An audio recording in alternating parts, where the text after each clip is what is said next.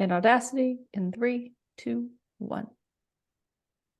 Hi, guys, and welcome back to another episode of the Barbell Lifestyle Podcast. I'm your host, Christina Lynn, and I'm here with my co host, Marissa Roy. And in today's episode, we are going to get you ready for summer. Yes, we are. So it is right now as we record this, it is Thursday, March 30th. So we are right around the corner of April and spring, and the weather's getting warmer. It's been really warm here in North Carolina, which is really awesome. More on that later. But but yeah, so we wanted to give you guys an episode that would just help you focus on what you need to focus on and also deter you away from the things that you don't need to focus on. Because what I found is that it's valuable to be pointed in the right direction, yes, of like, here's what to focus on, but also like it's really valuable to be told like, hey, other than this stuff, ignore everything else, because everything else at this point in time is bullshit for you. And actually, I forget who said this, but there's a quote that's basically like, sometimes getting good advice at the wrong time is actually bad advice, because like you might just not be ready to hear it, or it might not be the right time for you to implement something.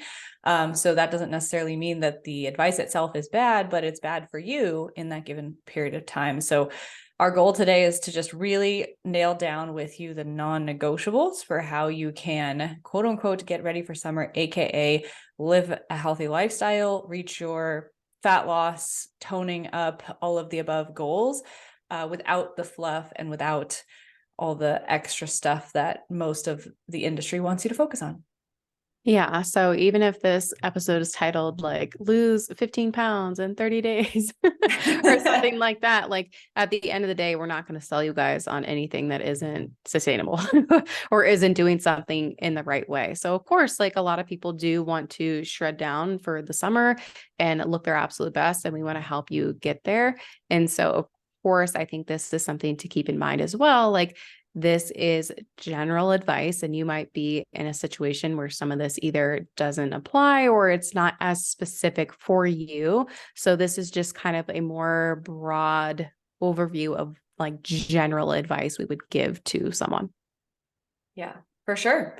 Cool. So yeah, basically we were just like, I feel like our audience is tired of all the mindset stuff. So let's just hammer out a nice little checklist for you guys today.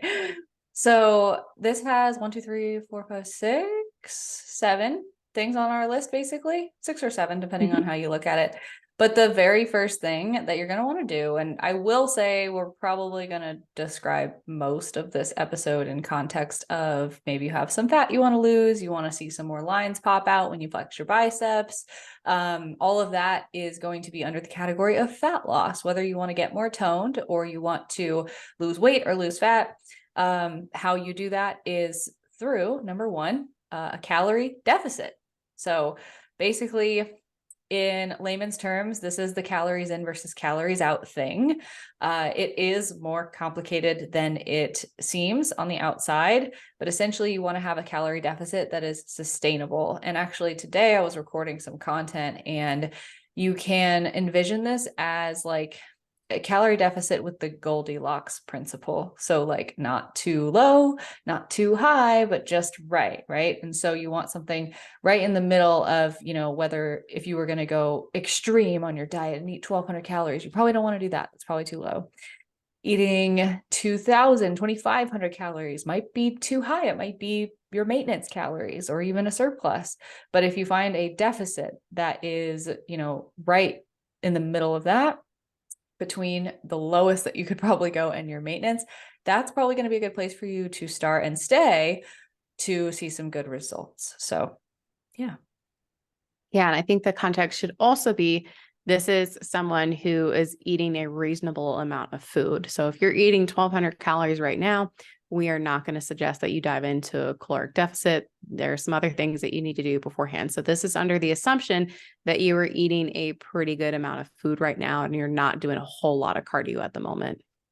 Yeah, for sure. And even with that too, like that, if you are eating really low calories, you could be on that bottom end of the Goldilocks principle, right? Where like you're not eating enough and your body is not rewarding you for it, because when we're in that state, our body is not, it doesn't feel safe to let go of body fat. It's essentially, if you think about like caveman times, like back in the day when people were actually hunter-gatherers, they didn't know when their next meal was coming. People were fairly malnourished at times. And so our bodies have a defense mechanism to store body fat, to store nutrients as much as possible rather than letting go of them. So when we put our body into a very big energy deficit, that's kind of what our body resorts to doing. So that's why the too low isn't where we want to be. And sometimes this is why when sometimes you start reverse dieting, which is simply just increasing your calories from being really, really low to something more manageable. Sometimes people actually lose weight during that process because their body's like, oh, I'm out of starvation mode. And oh my gosh, have so much energy, but I'm still in a deficit. So I'm going to drop this weight. Right. So a lot of times it's just about getting out of that too low Goldilocks zone with your calories as well. So like Christina said, we don't want you to start at 1200 and cut to something lower. That is absolutely not something you should do. But just kind of think about like where you're currently at and what's truly going to be sustainable for you in the long run. Yeah. So if that is you, if you're like, shit, I am eating 1200 calories, don't tune out the rest of the podcast. Like everything else still applies to you. You just might need to increase your food intake as some other people are entering into a deficit. Yeah. And honestly, increasing your intake, you can even do that and still be in a deficit. Like if your body responds well to it. Now it really depends on the person, but sometimes just increasing your calories out of that danger zone can get you to a really good place where you can actually start to see some better results. And so, yeah, I think just overall, if you are that person, just know that most likely a lot of the other things are also going to help you kind of get out of that danger zone with your body too. And yeah, just because you need to adjust your calories the other way doesn't actually mean that you can't achieve these goals as well. Yeah. So do we want to run through changing any of the intake, or should we just kind of start there? Um, let's start there. And then I'm thinking at the end, probably we're going to want to discuss how to manipulate all the variables in Yeah. like with the context of like knowing that changing one can change the others and all of that.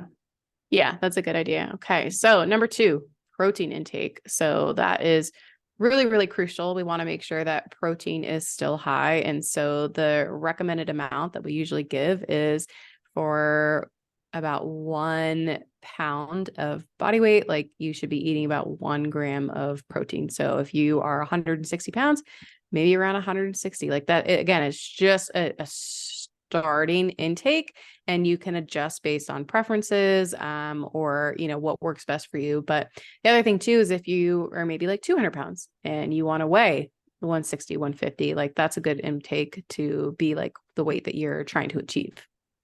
Yeah. Yeah. So basically, like you'll hear this from a lot of practitioners in a couple different ways. So to just kind of like help you with the jargon of fitness practitioners, and nutrition practitioners, basically you're going to hear it as either like usually a range of like 0.7 to 0.8 to 1.2 grams per pound of your body weight and or your lean body mass. And so the difference being body weight is most likely going to be the recommendation in that range for somebody who's much more of a normal, I hate saying it, but BMI or like overall normal body weight.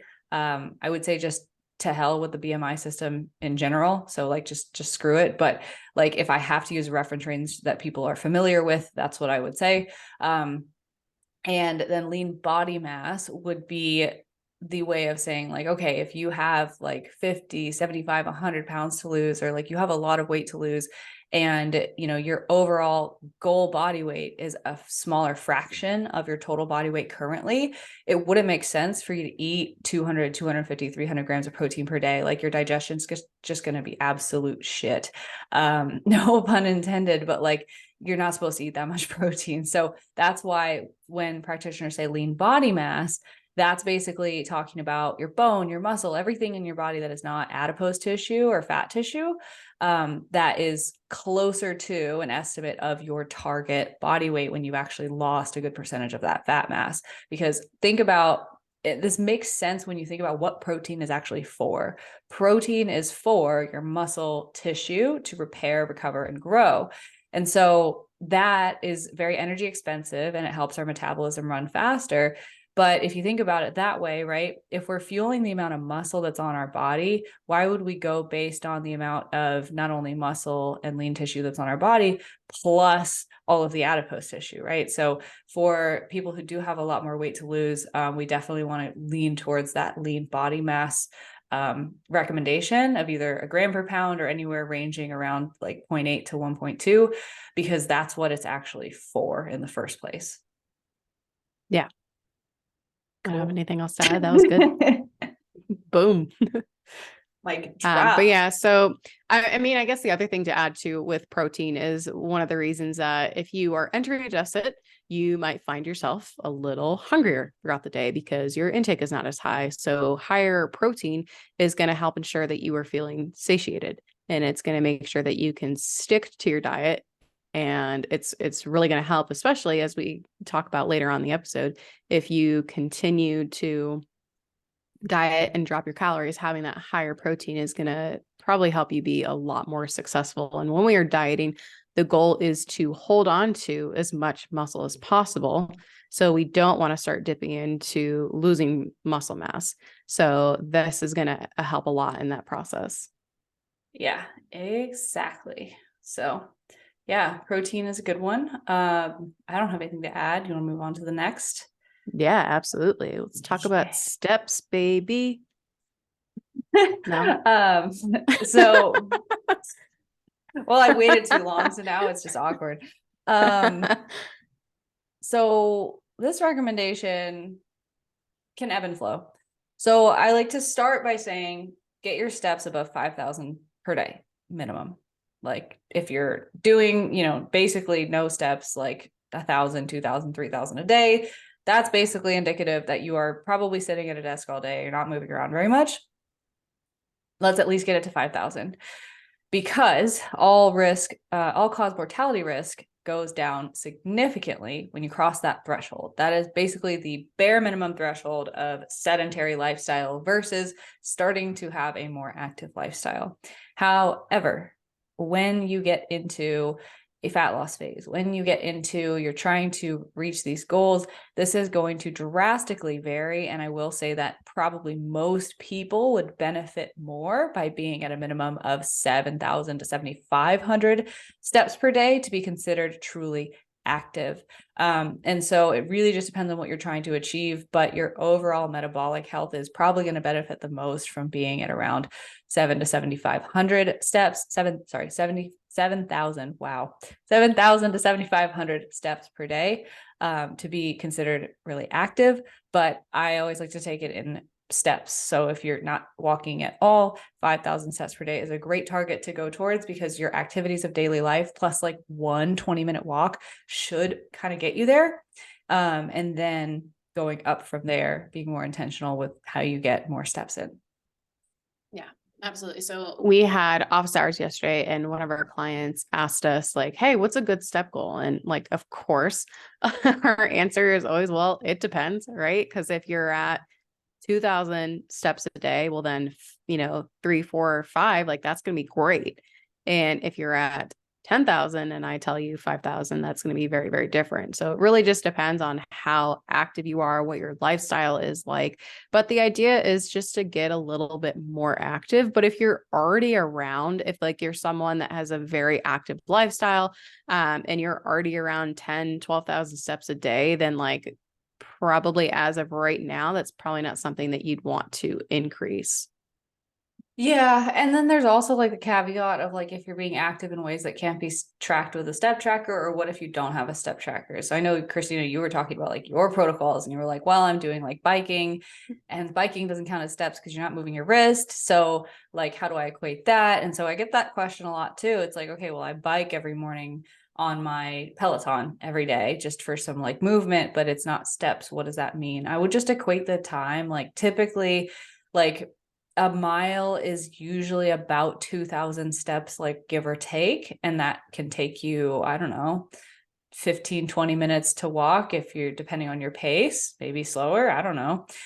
So knowing kind of that, just kind of equate that, like if you walk 1 mile, 2 miles, 3 miles, just multiply that by 2,000 steps and give yourself that. Or if you spend 20 minutes doing some cardio, maybe that's the equivalent of doing a mile or a mile and a half, depending on your intensity, based on the time. So hopefully that makes sense. And I just wouldn't overthink it. Like if you know you were active that day and you did a lot and it just wasn't counted by your step counter, don't freak out and just know that you did the work. Yeah, yeah. And I think the other thing too, I've seen some people, they will either take their watch, like if they have a step counter, and they'll put it on their shoelace. And so Oh, that wow. way, like they're still trying to track some of it. I know that my mom does that.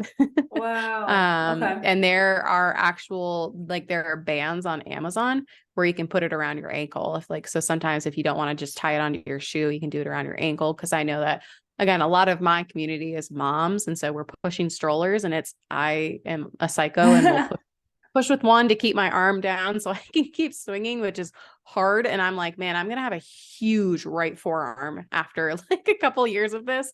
But yeah, you can, if you don't want to do that, you can do the ankle strap, and it should count your steps. I've tried doing that, or sometimes people will even put it in their waistband. I feel like it's not as accurate. And again, I'm psycho and I like the accuracy of it. And so I just do the one armed. But yeah, you can look on Amazon to find a strap for that. Yeah. Yeah. I feel like honestly, like old school pedometers might be like more accurate than like the Yeah. smartwatches that we have, because like back when I was doing like some of my masters, I was a part of a study that they like strapped me up with like all these different like Apple Watch, Garmin, Fitbit, all this stuff. And they just had me walk on a treadmill, and then they filmed my steps, and then they got the count from all the watches and then what my steps actually were. And they were all like pretty far off. Like Mm. every single one is not great. And like there's actually a good amount of research now to show that like step trackers and overall like fitness wearables are not what we probably think they are, what they're marketed to be in terms of accuracy across the board. So like HRV, step count, like heart rate, calories burned, all of it is pretty wildly off.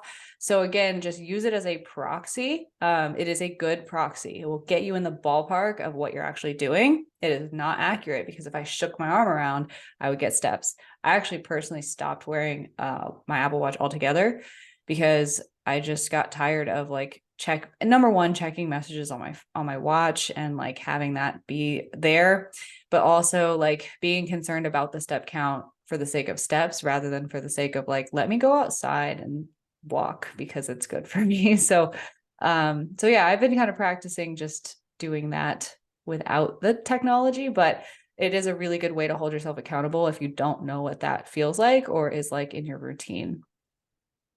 Yeah.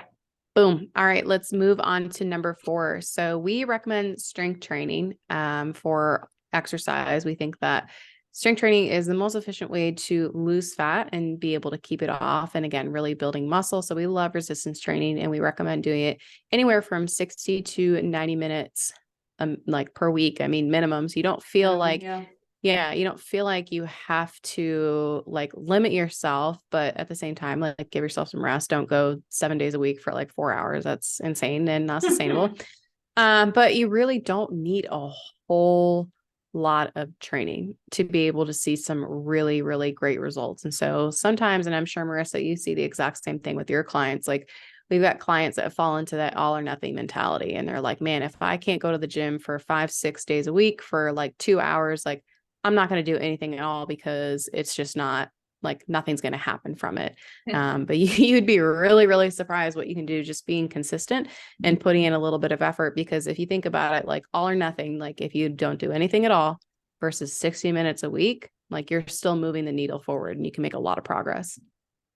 Yeah, and I think people just fail to consider the fact of, well, I mean, everything else that we just went through, your calorie deficit, protein intake, your steps, all of that is also contributing to you being in a calorie deficit and losing body fat. It's not just training. I think the faulty mindset is that we think that the exercise is actually the only thing doing the work, when really it's the diet, it's steps, it's everything on a day-to-day basis that we do, that we consume, and that we expend. wholeheartedly. So like strength training 60 to 90 minutes per week is literally just so you get the stimulus of breaking down and repairing your muscles for the metabolic and health benefits. And so like I put 60 to 90 minutes plus per week. So basically that would equate in my mind to like 2 to 3 30-minute sessions per week at minimum. And really with like 2 sessions per week at 30 minutes each, it's very much, number one, dependent on your experience level. Like if you're like me and you've been like weightlifting and bodybuilding for 7 years and you go down to 2 times a week for 30 minutes, you're probably going to see some level of regression. Like that's not enough because that's not your history. But if you are brand new to strength training, you've been a cardio bunny, or you've only done like circuit training or, studio classes and that sort of stuff, that's not really strength training. Like I'm talking like straight sets, heavy lifting as hard as you can for 30 minutes. And if you've never done that before, 2 times a week will blow you away and create some amazing results. But over time, you're going to adapt to it and most likely need to increase a little bit more. But usually that happens on the same time scale that people grow to love it and want to incorporate it more in their life. And they're seeing some results, so they want to continue doing stuff like that. So really just start with what is most manageable for you, because if you don't have 30 minutes twice a week, then we have other problems that we need to be talking about. Yeah. And that just kind of made me think of an episode that we can do, is just kind of like, how do you burn calories? And like, I think we've touched on it in a few episodes, but we haven't done a full one. So that might be a really, really good one to talk through all the different ways that you burn calories and what is the biggest stuff that we can manipulate. Oh man. So yeah. So we're not going to harp on that right now because that is a very, very deep dive. So when it comes to strength training, it's like, okay, well then what do I do? So if I only have 2 days a week, if I only have 30 minutes, or if I have 3 days, my recommendation, I'm sure it's gonna be similar to you, is full body. So I know that sometimes it's hard to feel like you have to do a bodybuilder split. You need to do legs, you need to, or, chest and buys, or, back and buys and chest and try, all those things. Just do full body. And because if you think about it, if you're training 2 days a week, and if you only do upper and then you only do lower, like you're only hitting upper and lower once per week. But if you do full body, you're hitting them twice per week. So you're getting that much additional stimulus to those areas, and it's going to be much more effective. Yeah, I think it's so funny how much our approach has changed over the years. Oh my God, I know. Like literally just listening to you being like, yeah, just do full body twice, and like that's all you need to do. When before, like if you listen to us talk in like 2016 when we started our coaching businesses, we'd be like, yeah, I have this pain in the ass client who has like 5 workouts that have like 10 exercises each, and like she can't do them. And I'm just like, what do you mean you can't do them? Like that should be easy. It's horrible. But anyways, or thinking like this client, they're like, I only got in 2 workouts, and I'm like, oh my God, only 2 workouts. yeah, like come on. But it's really just like, this is not a part of so many people's lives, and we're just trying to basically get the bare minimum effective dose that's going to give you the health benefits that you need. And the reality of it is it kind of goes on a spectrum of like, the less you do, the more it's really just about the health benefits of like healthy musculature, neuromuscular benefits, preventing things like sarcopenia and the effects of aging on your muscle tissue, and your contractile ability. But if you get into the higher amounts, then it's like, that's where you're really focusing more on physique and specific development of certain muscles and wanting to look a certain way, have a certain shape, have certain strength in certain areas. Like beyond, honestly, like 90 to 120 minutes per week, like it's not really about like health anymore. It's like that's when we start to get into aesthetics, and there's nothing wrong with that. It's awesome. But it's just, kind of knowing what you need out of the process. Because if you're somebody who's listening to this and you've been a recreational bodybuilder for like 4 years, you're going to need to train more, and like you have specific goals that you're going to need to train for. But if you're somebody who's like, I'm out of shape, I feel horrible, and I just don't want to exercise, but I know I need to, start with 2 30-minute sessions, full body. Just do like a couple. Oftentimes I like to superset or do like little circuits. Like I know it's not the best, but like for people who have literally never strength trained before, I'll string 3 workouts together of opposing muscle groups just so we kind of get more done. Like 2 or 3 supersets or circuits of different muscle groups and workouts can get you through your whole body in 30 minutes, no problem. Yeah, absolutely. Cool. So if you are wanting to lose fat and you want to lose weight, the next thing that you need to do, or not next thing, like, oh, I mean, I would argue that this is probably the number one thing to do is focus on Yeah. sleep. Mm-hmm. Because if you are exercising, if you are in a calorie deficit, if you are, your movement is high, and if you're not sleeping, you're not going to see the benefits, and you're probably going to move in the opposite direction. Probably going to gain weight. You're probably going to look worse.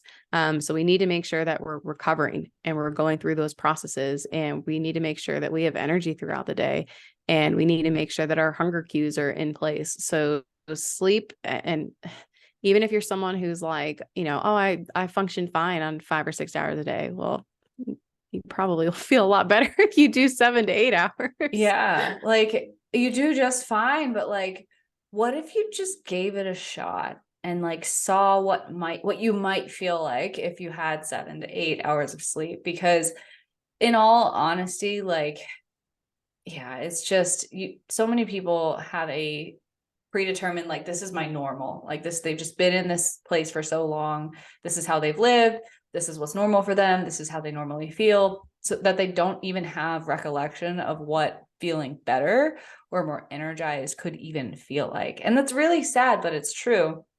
And so you kind of have to give it a chance to see if it's actually going to improve your life at all, and like really be consistent with it. Like whenever you try something, you have to actually give it a full go, right? um I personally with sleep came to a very profound realization like last week because I've been someone who can basically sleep like 9 hours a night, like every night, and never need less sleep than that. And that's just like where I've functioned best, is like 8 to 9 hours. And for the longest time, I've been trying to bring my wake up time back earlier and earlier. And I've consistently failed, like horribly. And it's just been this horrible cycle of beating down on myself and being like, why can't you do this? You're so lazy. Why can't you get out of bed earlier? And what I realized is I didn't need to be setting a wake up alarm. I needed to be setting a bedtime alarm of like, hey, this is when it's lights out. And I'm moving that back right now by like 30 minutes at a time. And it's honestly been super helpful. And I've been getting 8 to 9 hours of sleep now and waking up much, much closer to my desired time.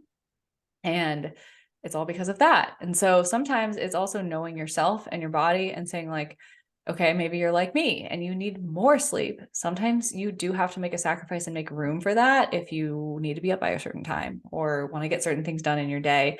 And it was just an uncomfortable realization for me to come to, because I was like, that really means that we can't watch like 3 episodes of this thing a night, and we have to watch 2 instead. And like, at the end of the day, that's not a big deal. So yeah, so sleep, super, super important for your energy, your recovery, your overall well-being, your mental health, your ability to make rational decisions in the moment about anything, not just nutrition and fitness, but your motivation and your cognition is going to be so much better off for it. Yeah, absolutely. And I think that we've done a full podcast episode on sleep, Yeah, right? for I was gonna sure. say, Yeah. for whatever reason, I remember the image of you with like the sleep mask. Yeah. But yeah, sleep is so, so, so important. So please do not sleep on this topic. I have really, really bad jokes today. I don't know. Sorry, guys. I don't know if it's like I'm a mom, so I'm making mom jokes. Steps, baby. Oh God, yeah. Sorry. Hopefully Shane like edited it out, because he's like, Christina, we cannot put that on air. Oh, it's so good. So the next thing is stress management. And hopefully you guys have a really good understanding that like our mental health needs to be just as much, like we need to pay just as much attention to that as we do our physical health, because they bleed so much into each other. And again, it's the same thing as sleep. Like if we are not managing our stress and we are chronically stressed, like we are not going to make improvements, and our body is going to resist the change. Because I mean, if we are going into a caloric deficit, like we're trying to lose weight, like we are putting additional stress on our body on top of the stress that we're under right now. So we need to figure out a way to manage this area so we can make physical progress. Yeah, yeah. And kind of, I mean, another way of thinking about stress management, I've talked about how it's cumulative and it's from all aspects of our life at all times that we need to manage. So not just fitness and, all of those stressors that are on our body, because calorie deficits, strength training, lack of sleep, etc., those are stressors. Mm-hmm. But another way of looking at it, outside of just that, is actually perceived stress versus like actual Mm-hmm. physical stress. So I was explaining this to a client the other day, or I don't know, this morning, I think. But Another basically, day. yeah, there's a difference between the stress that you perceive and like the actual stress that there is, because stress is objective and subjective, meaning that the amount of physical stress that is on your body based on your lifestyle is a fact. Like if you have kids and a full-time job and you're also studying for school and you are cramming in everything you possibly can and you're tracking your macros and you're doing all these things that take up all this brain power, time, energy, space in your life, that is like physical stress of like your go, go, go, your body's constantly moving, you're always doing. That cannot, that amount of stress on your body physically cannot be changed. However, your perception of that stress can vary from person to person. So one person could have that lifestyle and be like, life's great. I love it. Like, I feel like I'm one of those people where my life is constantly crazy. I've showed people my calendar before on Google Calendar and they're like, what the fuck? Um, and I'm just like, I'm grateful and I love my life and things are good. I'm usually not that stressed. Other people would have that same situation and like be just like having aneurysms and like just absolutely like just stressed out of their mind and be going crazy. And it really, so that is the subjective portion of, it's really the meaning that you assign to the stressor and how you choose to allow it to affect you that plays into the second part. And so there's kind of two buckets that you can pull out of. Number one, you can work on how you perceive your stress. Don't gaslight yourself, but like you can actively change the way that you perceive the stressors. A lot of it comes back to gratitude and like appreciating what you do have in your life and maintaining perspective and staying in the present. And then the other bucket that you can pull out of is with the physical stressors, like actively eliminating or changing the way that you structure your life. So, like, if you need to set boundaries with people at work, or if you need to not take on the additional volunteer project at work because somebody asked you to and it was optional, but you did it anyways because you're a people pleaser or you can't say no, right? Like, those are things that you can actively change in your schedule to relieve physical stress, which can then feed into, and they all like bleed into each other, feed into your perception of the stress or how stressed you feel you actually are. So there's two ways that you can go about managing it. And it's important to know that you do have some level of control over both, maybe less control over the physical amount, but definitely full control over your perception of those stressors. Yeah, absolutely. We talked about not going into mindset. Oops. Yeah, but the other thing too, it's like you were making me think, like I obviously had a newborn and I had a baby and I cannot control how much he sleeps. I can do my absolute best to set him up for a great night, but ultimately it's up to him. So like if he woke up, I'm like, well, like I did my best. Like I couldn't do Yeah. anything, but I recognize like I was getting not great sleep and was then starting my day waking up to him and already feeling behind on the day, or like having like am I going to get 6 hours of sleep or am I going to get 8 hours, because it was depending on him waking up and what time. So I was like, Mm, this needs a change. Like I can't have him dictate my day and my morning. So I started going to bed earlier and started getting up earlier. So the amount of time that I have in the morning when I'm up might vary. It might be half hour, it might be an hour and a half, but that's still allowed me to get a really good grasp on my day. So I wasn't just feeling like I was reacting to things rather than being a little bit more proactive. And that just helped shift my day. And I felt more prepared throughout the entire day, just like from that small little shift. And so like, yeah, yeah. I still, at the end of the day, I cannot control how much he sleeps, but like that small, just getting up a little bit earlier than him and having even if like 5 minutes to myself made a huge difference. Yeah. Sleep and stress management. Oh yeah, Yeah. those are good. Yeah. All right. Well, the last one is simple. Hydration. So if you are listening to this and you have a free hand, take a sip of water. And if you don't have a water bottle next to you, you should change that because hydration is super important. So typically my starting recommendation is to just start with half your body weight in ounces of water. And just whatever that is. So if you weigh 200 pounds, it's 100 ounces of water. If you weigh 150, that's 75. And then the demand for water increases from there, depending on how active you are and the environment that you live in. Like if you live in the Southwest, like Christina, and it's hot as crap out all the time, and you're in the desert and it's dry, you should probably up your hydration goal more because the environment is literally sucking you dry. Versus, You've really sold New Mexico for a lot of people. well, I'm about to spend 3 weeks in Arizona too, so I know that's coming for me too. Yeah. But yeah. They're like Or sold. if you are working out, if you are working out a lot, if you do work out an hour or more a day, or you work out outside and it's summertime, like you should definitely hydrate more. And just because it's humid out doesn't mean you shouldn't hydrate as much. You actually should definitely hydrate a lot in humidity as well, because you'll sweat a lot as well in that environment. So anyways, the more you move, the more hydration you'll need. But if you need a starting place, start with half your body weight in ounces. Because what I found is that a lot of people jump to, I just need to drink a gallon. And that is very unrealistic for a lot of people.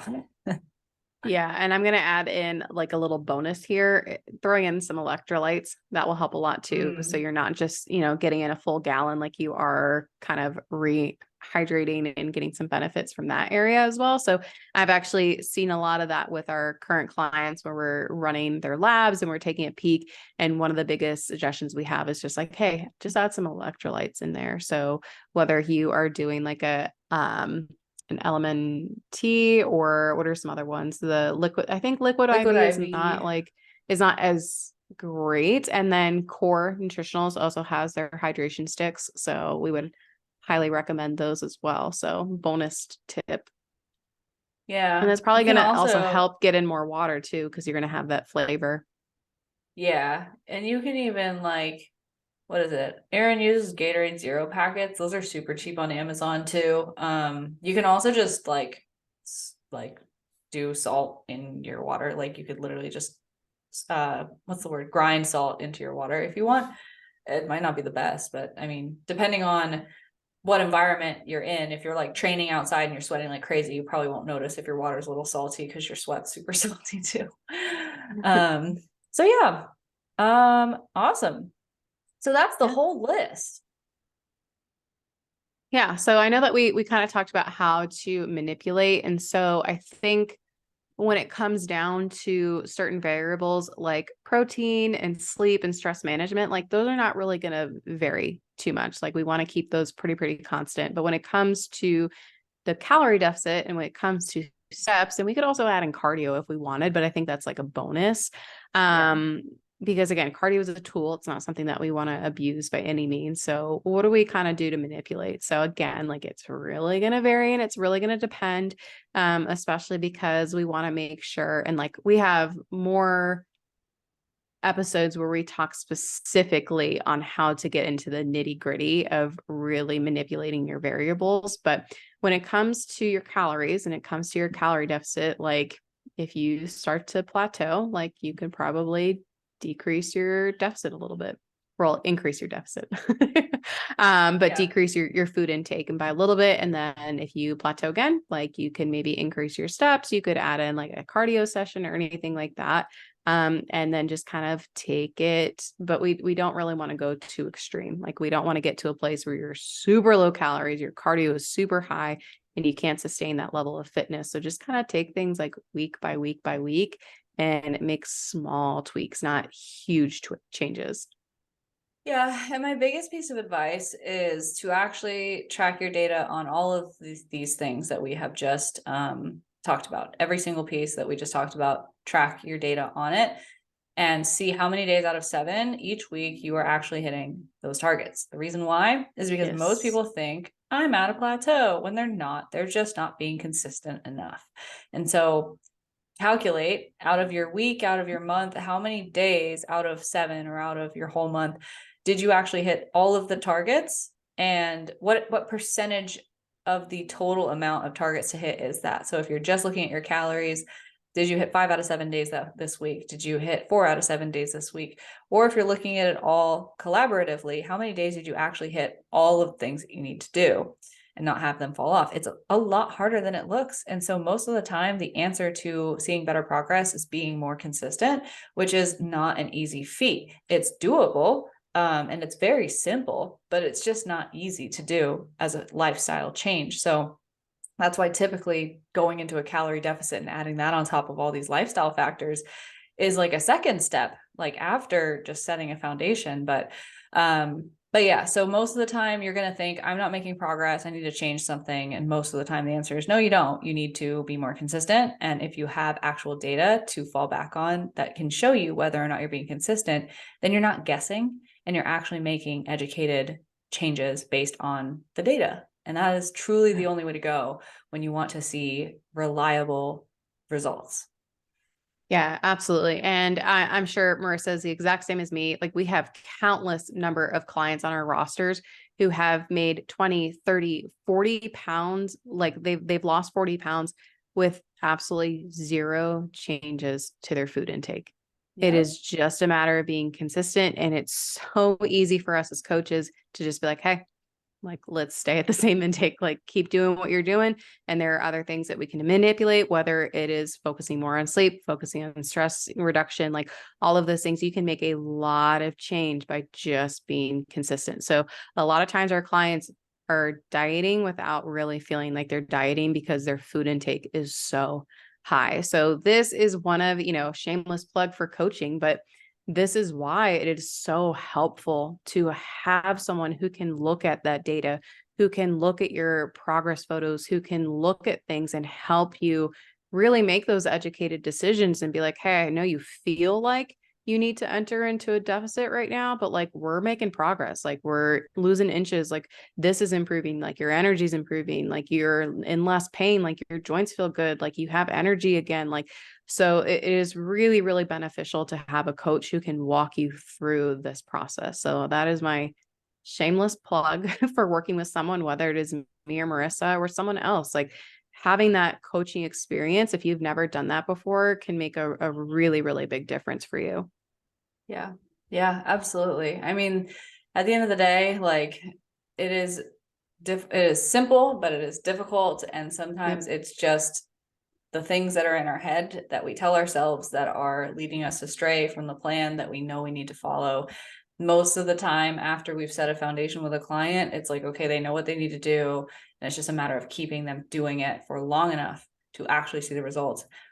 And that's why coaching is such a valuable relationship to have, because usually there's just not a space in someone's life where they actively talk about these things out loud. Like they just don't. So, and if we stay trapped in our head about it all the time, then we just let our thoughts take over and then we don't actually take the action that we need to take. So yeah, no, I love the shameless plug. Yeah. I mean, cause I'm sure that you hear it too, countless times where clients are like, or potential clients are like, I know what to do. And it's like, cool, but are you doing it? Well, no. Okay. Well, like, let me hold you accountable. Like, let's work together. Like, let's do that. So even if you're listening to this and you feel like I know what to do, if you've never worked with a coach, I would highly recommend doing it like at least once in your life and seeing what that experience is like versus doing it on your own. So yeah, it's night and day. Yeah. Yeah, absolutely. All right, cool. Well, hopefully you guys are able to feel a little bit better moving into the summer and you got some more tactical and more tangible takeaways. And we didn't spend too much time on mindset.